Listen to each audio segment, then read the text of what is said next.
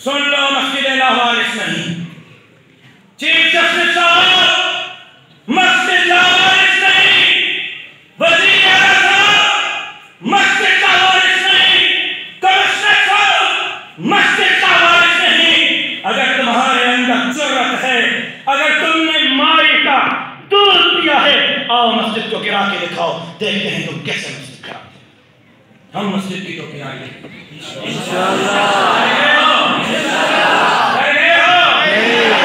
ہم مسجد کی چوکیداری کریں گے، ہم مسجدوں کو گرنے نہیں دیں گے۔ 35,000 کراچی میں عمارتیں، 35,000 کراچی میں عمارتیں اسی طرح ہیں۔ پہلے 35,000 عمارتوں کو چیف جسٹس صاحب گرائیں، پھر مسجد کے لیے آئیں۔ چیف جسٹس صاحب مسجد کے لیے بعد میں آئے، پہلے شاہراہ فیصل پر ہمارے افواج پاکستان کی زمینوں پر بنے ہوئے پیٹرول پمپ گرانے کا حکم دیں۔